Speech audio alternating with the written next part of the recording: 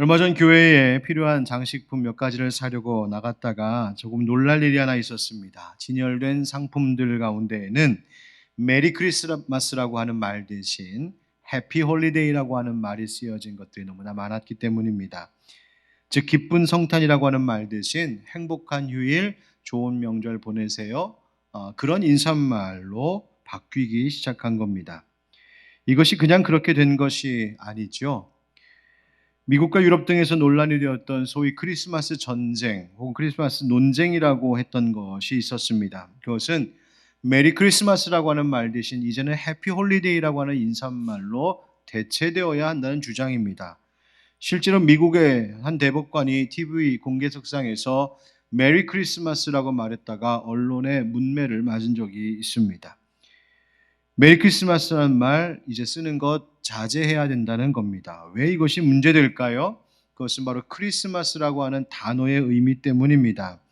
메리는 기쁜, 즐거운이라고 하는 뜻이죠. 거기에 크리스마스라고 하는 말은 크라이스트, 즉 그리스도라고 하는 단어와 mass 번역하면 사실은 파견, 파송 이런 의미인데 바로 예배, 즉 예배를 드리고 세상으로 파송되다라고 하는 의미로 이 mass라고 하는 말이 예배 혹은 가톨릭에서는 미사라고 하는 말이 바로 이 mass라는 단어입니다. 그러니까 메리 크리스마스가 무슨 뜻이 됩니까? 이 땅에 구주로 오신 예수 그리스도의 탄생을 기뻐하며 예배하자 이런 의미가 되는 것이죠. 그런데 미국과 유럽 사회의 종교 문화적으로 배경이 다른 사람들이 이것에 대해 반발하기 시작하는 겁니다. 실제로 12월에는 타 종교의 여러 명절들도 같이 들어있기 때문이에요.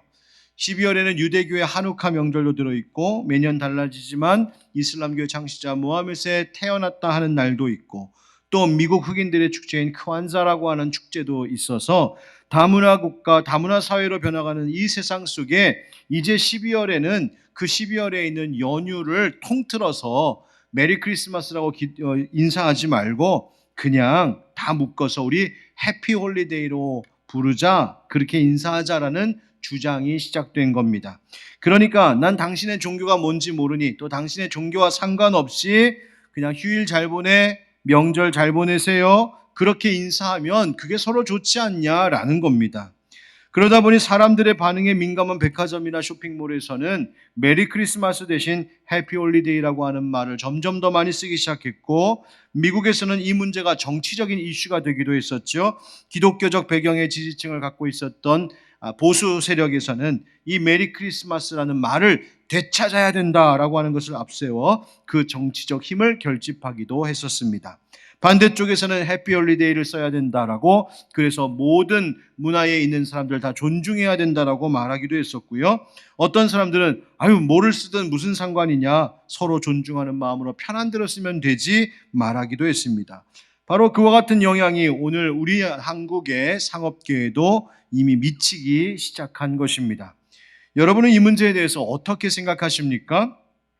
저는 오늘 이것을 정치적인 문제로 말씀드리려고 하는 것은 아닙니다. 다만 성탄절 크리스마스는 하나님께서 보내신 구주 예수 그리스도께서 이 땅에 오심을 축하하고 기뻐하는 날인데, 그 성탄절 크리스마스에서 예수 그리스도는 지워버리고 사람의 즐거움만 남는 홀리데이쯤으로 여기려는 이 세대가 너무나 답답하고 안타깝고 속이 상하는 겁니다. 여러분 돌잔치 가보셨죠? 돌잔치 가서 실컷 뷔페 맛있는 거 먹고 사람들 오랜만에 만나서 실컷 떠들고 이야기하고 노래도 부르고 구경도 하고 나올 때는 기념품도 하나 얻어 나왔는데 정작 돌아오면서 집에 오는 길에 서로 이야기하는 거죠. 그런데 오늘 돌맞이한 애기가 누구야? 야, 니 애기 얼굴도 못 보고 왔네? 돌잔치의 주인공이 아기는 정작 피곤해서 한쪽 방 유모차 위에서 골아 떨어져 있고 전혀 상관없는 어른들만 신나게 먹고 마시고 놀다 오는, 그렇게 주인공 빠진 돌잔치처럼 우리가 이 크리스마스를 주인공이신 예수 그리스도 없는 그저 홀리데이 휴가쯤으로 보내고 있는 것은 아닌지요. 여러분, 크리스마스가 사라지고 있습니다. 정확하게 말하면 크리스마스의 참 의미가 희미해지고 있다는 말입니다. 우리 마음과 생활에도 혹시 크리스마스는 사라지고 홀리데이만 남아있는 것은 아닌지, 여러분 그 크리스마스를 되찾아야 합니다. 그리스도이신 예수님, 그분이 주인공이신 진정한 성탄절의 의미를 잘 지켜야 한다는 말입니다. 크리스마스라는 용어도 잃어버리지 말아야 할 뿐만 아니라 진정한 메리 크리스마스의 정신도 잃지 않는 우리의 신앙생활이 되기를 주님 이름으로 축복합니다. 오늘 본문의 헤롯 왕이 유대인의 왕으로 나신 이를 찾아 동방에서 온 박사들에게 이렇게 묻습니다. 그리스도가 어디서 나겠느냐? 동방의 박사들을 보내며 이렇게 말합니다. 찾으면 나한테도 말해줘서 그에게 가서 경배할 수 있게 해달라고. 그러나 헤롯은 말로는 그리스도를 찾는다 했지만 그 마음은 예수 그리스도와 전혀 상관없었습니다. 유대인들의 왕으로 나셨다는 이를 찾는다라고는 하지만 그는 여전히 유대 땅의 왕은 내가 있는데 누가 감히 왕이 된단 말이야? 찾아 죽여 없앨 생각만 했습니다. 3절에 보니까 유대인의 왕으로 나신 이가 어디 계시냐는 박사들의 말에 헤롯 왕과 온 예루살렘이 소동했다고 하죠. 소동했다는 말은 동요하고 고민하고 혼란스러워했다는 말입니다. 그도 그럴 만한 것이 헤롯 생각에 왕이 여기 떡하니는데 무슨 또 다른 왕이 필요해 생각했던 것이죠. 헤롯은 본래 정통 유대인이 아니라 이두메 사람입니다. 이두메 사람이 누구냐면 에서의 후손인 에돔 족속이 망해서 그 남은 사람들이 유대인 이스라엘 민족으로 편입해 들어온 이들이 바로 이두메 사람들이었습니다. 그런데 이 헤롯이 이두메 사람이었다는 말은 그가 정통 유대인이 아니었다는 거예요. 그러니 유대인의 왕이라고 하는 자리가 어디 감히 본인이 생각할 만한 것이었겠습니까? 그런데 이 헤롯이 로마 황제에게 거액의 뇌물을 들여 기원전 40년경 유대인의 왕이라는 칭호를 받습니다. 그랬던 이 헤롯 왕이 나이도 많이 먹고 쇠약해져서 결국 혹시나 자기의 왕의 자리를 빼앗기지 않을까 늘 노심초사하며 살았던 것이죠. 애써 이루어 놓은 겨우 어떻게 따놓은 왕의 자리인데 그런데 아니 무슨 다른 유대인의 왕이 태어났다고? 그러니 소동하고 흥분한 것이죠. 빼앗기고 싶지 않아서 왕의 자리에서 내려오고 싶지 않아서 말이죠. 헤롯은 그리스도이시며 왕이신 예수님을 찾는 것처럼 보였지만 사실은 전혀 환영하지 않고 있었습니다. 여러분, 우리도 혹 그런 크리스마스 보내고 있는 것은 아닙니까? 예수님을 찾고는 있으나 예수님을 환영하지도 예수님을 모시지도 예수님 찾아볼 수 없는 그런 크리스마스 보내고 있는 것은 아닌지요. 여러분, 우리의 마음에 이날의 주인 되신 예수님을 모시고 환영하고 그분을 경배하는 진정한 성탄의 의미가 다시 회복되는 복된 이날이 되길 주의 이름으로 축원드립니다. 그러면 그리스도가 빠진 크리스마스가 아니라 홀리데이만 남은 크리스마스가 아니라 진짜 크리스마스 되려면 어떻게 해야 될까요? 한번 따라합시다. 다시 하나님께로. 여러분, 우리는 길을 찾는 사람들, 구도자입니다. 진리의 길을 찾는 사람들이죠. 하나님께서 우리의 인생의 길을 인도하시는 목자 되십니다. 오늘 본문에 보니까 길을 찾는 사람들이 나오죠. 바로 동방의 박사들입니다. 이 동방의 박사들은 헬라어로 마르고스라고 하는, 즉 매직이라고 하는 영어 단어의 어원이 되는 마술사입니다. 오늘날로 천문학자, 바로 점성가들이죠. 전설에 의하면 그들은 어쩌면 이방의 왕이었을지도 모르고 아마 바벨론에서 온 사람들이었을 것이라고 이야기하기도 합니다. 그런데 중요한 것은 그들을 하나님께서 인도하실 때 어떤 방법을 쓰셨냐는 것이죠. 2절 말씀에 보니까 유대인의 왕으로 나신 이가 어디 계시냐? 우리가 동방에서 그의 별을 보고 그에게 경배하러 왔다, 이렇게 말하고 있습니다. 9절 말씀에도 그 별이 문득 앞서 인도하여 가다가라고 말합니다. 여러분, 천문학자들이, 점성가들이 늘 하늘 바라보면서 관찰했던 그 별, 그런데 그날은 별을 통하여 하나님이 그들을 인도하셨다고요. 천사를 보내신 것 아니었습니다. 선지자나 환상을 보게 하신 것도 아니었습니다. 그저 관측하던 별, 하나님께서 지으신 자연의 피조물을 통하여서 하나님은 박사들을 인도하셨죠. 이것이 우리에게 깨달음 주는 것이 있습니다. 바로 하늘의 별과 같이 이 세상 가운데 펼쳐놓으신 모든 만물은 하나님의 살아계심과 그의 뜻을 우리에게 보여주는 하나님의 도구들이라는 것입니다. 하늘의 해와 달과 별들이 그냥 우연히 걸려있는 것 아닙니다. 이 세상의 만물을 지으신 하나님의 영광을 드러내고 찬양하기 위해 거기 있는 것이라는 말입니다. 여러분, 이 믿음으로 세상을 보고 이 믿음으로 삶을 바라보기 시작하면 우리는 모든 것에서 하나님을 바라보고 하나님의 손길을 느낄 수 있습니다. 바로 그것이 기독교의 신앙이고 영성입니다. 우리 주 예수 그리스도를 구주로 고백하는 믿음을 가진 자들이 이 세상을 바라볼 때에 그냥 우연히 그냥 그렇게 있는 것 아니라 이 모든 것을 지으시고 다스리시는 분이 하나님이심을 알며 그 하나님의 손길을 모든 것 안에서 느끼고 하나님의 인도하심을 모든 것을 통하여 받을 수 있습니다. 바로 이 고백을 드리는 것이 신앙, 기독교의 믿음입니다. 그러나 이 세대는 어떻게 되고 있습니까? 자꾸만 모든 것에서 하나님을 지워내려고 합니다. 그리스도를 지우려고 합니다. 마치 크리스마스에서 그리스도라고 하는 이름을 빼버리고 싶어 하는 것처럼, 메리 크리스마스라고 하는 이름을 지워버리는 것처럼 인생의 이 역사에 이 세상 가운데 많은 것들 속에 하나님의 은혜의 흔적들을 지워버리려고 합니다. 하나님을 말하고 그리스도를 기뻐하는 것을 불편해합니다. 별을 보면서 하나님 지으신 아름다운 창조물이라고 찬양하는 것도 싫어합니다.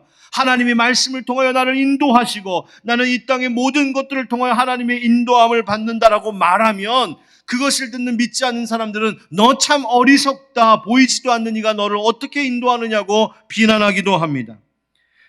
동방의 박사들의 가는 길의 최종 목적지가 결국 예수님 만나는 것인 것처럼 내 삶의 목적도 예수님 만나는 겁니다. 나도 예수님 닮는 것이 내 인생의 목적입니다라고 말하면 믿지 않는 믿음 없는 세상은 그게 도대체 무슨 의미냐고 너 너무 순진하게 생각하며 산다고 비난할지 모릅니다.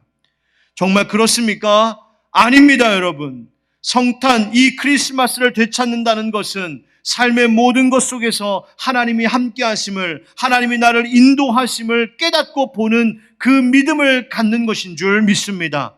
예수님께서 나의 길이심을, 하나님이 내 삶의 길을 인도하시는 분이심을 바로 믿는 믿음, 바로 그것이 이 성탄에 하나님 앞에 다시 드려져야 할 고백이라는 말입니다. 삶의 모든 것이 하나님의 사랑이며 삶의 모든 것이 하나님이 나를 인도하시는 은혜임을 깨닫고 보기 시작하면 인생의 장애물을 만나도 그것이 막힌 길이 아니라 하나님의 또 다른 인도하심임을 고백할 수 있습니다. 나를 힘들게 하는 일들이 생겼을 때에도 그것이 내 인생을 방해하는 것이 아니라 그것을 통하여서 하나님이 나를 빚어가고 계시는 손길이 여기에 있음을 깨닫게 되는 것이죠. 일상에 당연히 여겨졌던 모든 것들이 하나님의 나를 향한 사랑임을 깨달아지는 것입니다. 사랑하는 성도 여러분, 이 성탄절에 우리의 눈을 크게 열어서 하늘의 별을 보면서도 예수 그리스도를 통한 하나님의 사랑을 볼 수 있는 그 믿음을 고백하시고 그 믿음을 고백함으로 진정한 크리스마스의 정신을 되찾는 우리가 되기를 주님의 이름으로 축복합니다. 따라합시다. 다시 베들레헴으로. 헤로드 왕이 대제사장과 서기관들에게 물었죠. 그리스도가 어디서 난다고 하느냐? 그러자 5절 6절에 이렇게 말합니다. 이르되 유대 베들레헴이오니 이는 선지자로 이렇게 기록된 바 또 유대 땅 베들레헴아 너는 유대 고을 중에서 가장 작지 아니하도다. 내게서 한 다스리는 자가 나와서 내 백성 이스라엘의 목자가 되리라 하였음이니이다. 아멘. 이 말씀은 미가서 5장 2절의 말씀을 인용한 것입니다. 미가 선지자의 말에 유대 고을 베들레헴에서 이스라엘 다스릴 자가 날 것이란 예언이 있었다고 지금 헤롯 왕에게 들려주는 거예요. 그런데 미가서 5장 2절에 가서 보면 그 말이 조금 사뭇 다른 점이 있습니다. 미가서 5장 2절에서는 베들레헴 에브라다야 너는 유다 족속 중에 작을지라도 이렇게 말하고 있죠. 그러니까 미가서에서는 베들레헴이 작을지라도라고 말하고 있고 이 말씀을 인용하고 있는 마태복음에서는 작지 아니하도다 이렇게 말하고 있는 거예요. 그러니까 베들레헴을 작으나 작지 않은 곳이라고 설명합니다. 아니 작으면 작은 거고 크면 큰 거지 작지만 작지 않은 건 도대체 뭐야? 여러분 베들레헴이라고 하는 곳은 당시 가난한 작은 시골 마을 촌락이었습니다. 보잘것없는 동네. 그런데 겸손의 왕이신 예수님께서 그곳에 태어나셨죠. 그러자 그 작은 촌 마을이 어떻게 되었습니까? 이제는 작은 동네가 아닌 온 이스라엘을 다스리시는 왕이라신 동네, 만물을 다스리실 통치자가 태어나신 존귀한 곳이 되었다는 것이죠. 그러니 베들레헴은 작지만 작지 않다라는 말입니다. 여러분, 크리스마스를 다시 찾는다는 것과 이 말씀은 무슨 상관이 있을까요? 화려한 궁궐이 아닌 작은 베들레헴으로 찾아 내려가는 것, 바로 그것이 그리스도를 잃지 않는 크리스마스의 참된 정신입니다. 하양 이동이라고 하는 제목의 글이 있습니다. 이 말은 헬리나 오웬의 글에도 나오는 표현이긴 한데, 하양 이동, 여기서 말하기를 세상의 사람들이 추구하는 길은 상향 이동하는 길이랍니다. 사람들은 상향 이동을 실현하고자 하는 충동과 끊임없는 몸부림을 갖는다는 거예요. 그런데 왜 그럴까 보았더니 그 마음에 갈망이 있기 때문이라는 겁니다. 배고픔, 굶주림이 있기 때문이라는 거예요. 채워지지 않는 무언가가 있어서 그것을 채우려고 자꾸만 위로 올라가려고 합니다. 그런데 우리의 이 갈망이 소비 문화와 맞닿아지면서 돈과 세상 명예와 소유로 나의 이 굶주림이 채워질 수 있다는 착각에 빠지기 시작했습니다. 지금보다 조금 더 좋은 것을 사면, 이것보다 더 많은 것을 소유하면, 지금보다 더 높은 자리로 올라가면, 그렇게 되면 내가 만족이 될 것 같고 행복해질 것 같고 내 안에 있는 갈망이 해결될 것 같고, 그래서 사람들은 자꾸만 상향 이동하려고 한다는 것이죠. 그러나 그 충동은 결국 우리의 모든 시간과 힘과 에너지를 다 빼앗아가며 우리를 결코 자유롭지 못하게 만드는 겁니다. 반대로 우리의 갈망을 채울 수 있는 길은 도대체 무엇일까 말하기를, 기독교 영성가들은 그것을 하향 이동이라고 말하고 있습니다. 내려가고 내려가야 된다고요. 낮아지고 더 겸손하고 더 버리고 더 비워내는 그 삶의 자세를 가져야 된다는 말입니다. 주님께서 저 높은 찬란한 궁궐에 오신 것 아니라 저 낮은 베들레헴에 오신, 그 작은 곳에 오신 그 마음을 알고 우리가 다시 찾아야 될 정신이 바로 다시 베들레헴으로 돌아가는 것이라고 말하는 겁니다. 지금보다 더 낮은 자세, 지금보다 더 겸손한 자세, 지금보다 더 비우는 마음으로 살아갈 때 우리의 마음이 베들레헴 되고 마국간 되어 바로 거기에 크리스마스의 주인공이신 예수님이 찾아오실 줄 믿습니다. 그리고 예수님 찾아오시면 우리의 인생, 비록 베들레헴처럼 볼품없고 작다 할지 모르지만, 아니요, 작으나 결코 작지 않을 줄 믿습니다. 베들레헴과 같은 마음으로 살아가는 이들에게 주님이 그들을 존귀하게 여기시며 높여주실 줄 믿습니다. 마지막으로 따라합시다. 다시 경배함으로. 이런 별의 인도함을 받은 박사들이 예수님을 만났을 때 뭐라고 되어 있냐면, 매우 크게 기뻐하고 기뻐했다, 이렇게 되어 있습니다. 이 구절의 헬라어를 직역해 보면 그들이 기뻐했는데 그 기쁨을 매우 크게 지나칠 정도로 기뻐했다, 이런 의미입니다.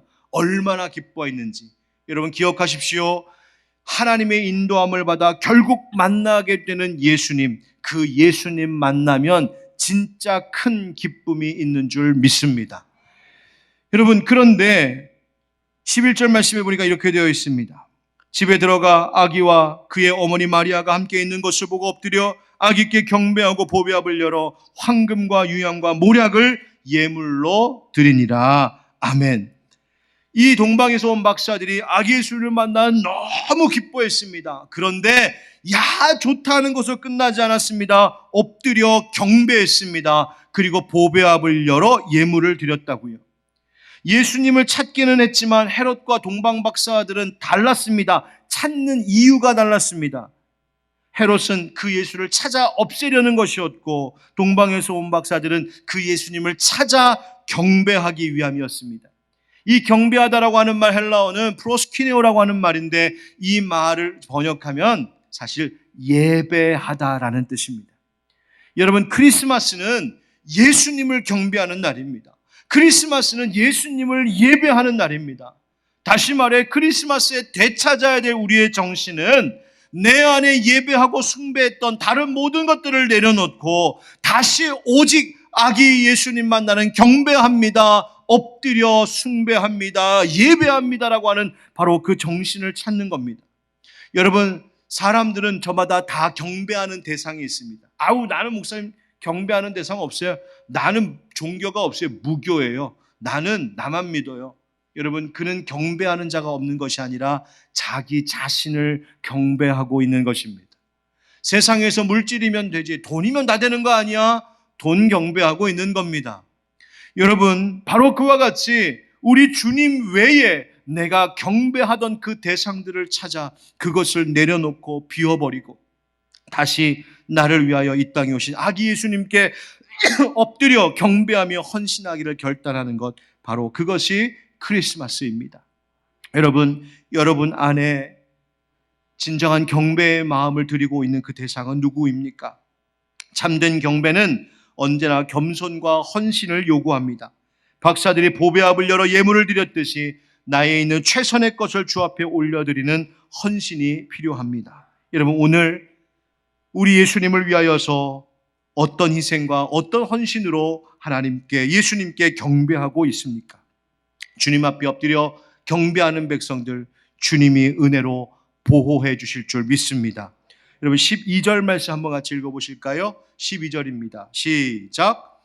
그들은 돌아가지 말라 지시하심을 받아 다른 길로 고국에 돌아가니라. 아멘. 이 말은 헤롯에게 해를 당할까 봐 하나님께서 이 동방에서 온 박사들을 다른 길로 통하여 고국에 돌아가도록 안전하게 지키셨다라는 말입니다.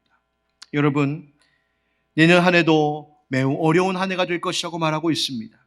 그러나 이 동방에서 온 박사들처럼 예수님을 찾는 사람들, 하나님의 인도하심 받는 사람들, 삶의 목적을 베들레헴과 같이 낮은 곳으로 찾는 그 낮은 자세로 살아가고자 하는 자들, 그리고 예수님을 마침내 만난 사람들, 그리고 예수님께 경배하며 헌신하는 사람들, 우리 하나님께서 반드시 이 박사들을 보호하심과 같이 그런 우리들도 지키시고 보호해 주실 줄 믿습니다. 그 은혜가 오늘 성탄을 기뻐하는 우리 모두와 이 땅에 있는 모든 이들에게 임하기를, 그리고 성탄의 주인공 되신 우리 주 예수님을 경배합니다라고 하는 이들에게 그 놀라우신 은혜가 임하기를 우리 주 예수 그리스도의 이름으로 축원드립니다.